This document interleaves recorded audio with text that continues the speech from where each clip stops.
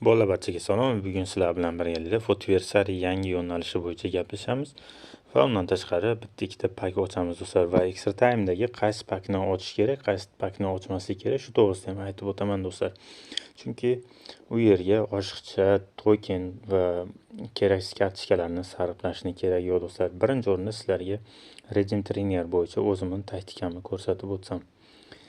Demak, kecha chempionga chiqdim va men ushbu jamoa bilan chempionga chiqqanman. Faqat Ronaldo o'rnida menga Forlan bor edi. Chempionga chiqish uchun Forlanning kartochkasini sotib olishga to'g'ri keldi do'stlar.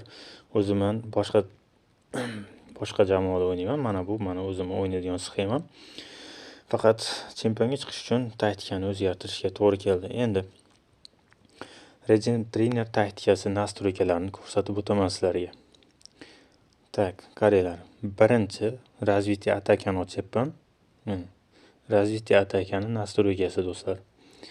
Endi napadeniyani ochyapman. Napadeniyani nastroykasi. Endi zashtani ochyapman.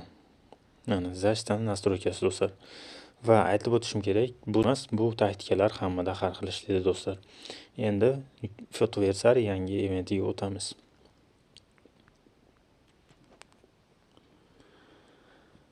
Tak do'stlar, Fotoversari eventida aytadigan ko'p narsa yo'q. Asosiysi shu 3 ta kartochkani yo'nalishini tanlash.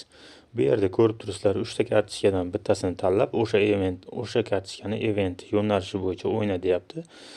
Va meni fikrimcha bu yerda har kuni har xil kartochkani tanlab o'ynasangiz, siz yutkazib qo'yasiz. Shuning uchun har kuni agar Golditni tanlayotgan bo'lsangiz, faqat Golditni yo'nalishida o'ynashingiz kerak. Agar siz bugun Goldit, ertaga Edinazar yoki boshqasida o'ynaydigan bo'lsangiz, siz menimcha ulgurmasligingiz mumkin. Demak, har bitta kartochkaning yo'nalishida o'zini glavniy prizi bor. Masalan, Goldit uchun Golditni oxirgi prizi, eventining prizi 60 ta token beradi bizga.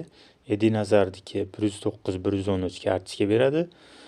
Schweinsteigerniki 7,5 mingta olmos berar ekan, ya'ni gems do'stlar. Shuning uchun faqat men Golditni tanladim. Faqat Goldit yo'nalishida o'ynayapman. Endi Beckhamni yo'nalishiga o'tamiz.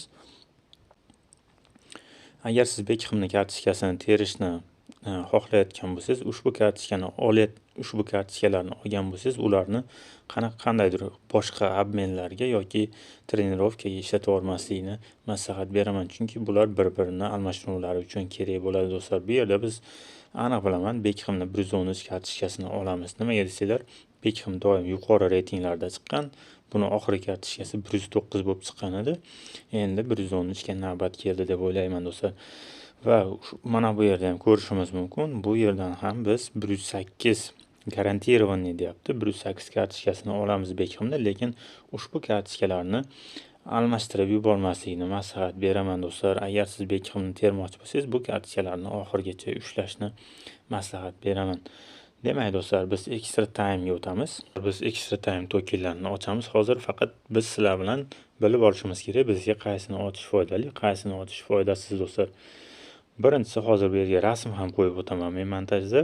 Undan tashqari bu yerda ham ko'rsatib o'taman. Birinchi ochsak bizga foyda beradigan pak bu mana bu joy do'stlar. Bu bizga mana bu logotiplarni kuchaytirish uchun kerak bo'ladi. Endi bular nomi esimdan chiqib qoldi. O'zi kuchaytiradigan narsalar nima deyilishi.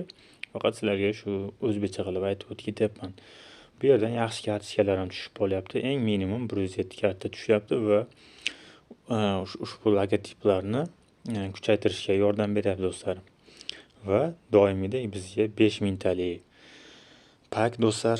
O'tgan safar bilasizlar, bu yerda men 250 ta tokenlarni ishlab olganman va hozir sizlar bilan ushbu paklarni ochamiz.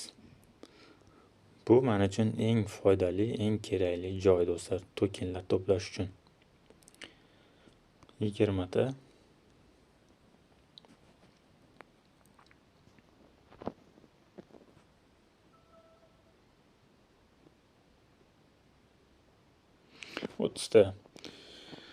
Tak do'stlar, 50 ta token ishlab oldik. Agar yana bir marta ochsak, bizga yana где-то 30 ta tushishi mumkin yoki undan oz. Xullas, tokenlarni to'plash uchun bu yerdan foydaliroq joyini men ko'rmadim do'stlar.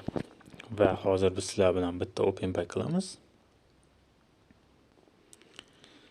Nima deb o'ylaysiz, qanaqa kartochka tushadi? Qani ketdik.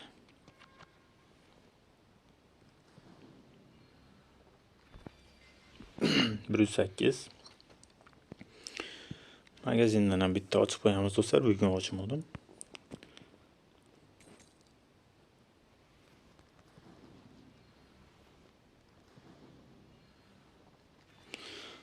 Bugun bizga unaqangi omad kulmayapti, ham mayli. Demak do'stlar, video shu bilan o'z yakuniga yetdi. Agar savollaringiz bo'lsa, ushbu video ostida kommentariyada bemalol yozib qoldirishingiz mumkin. Hammaga omad.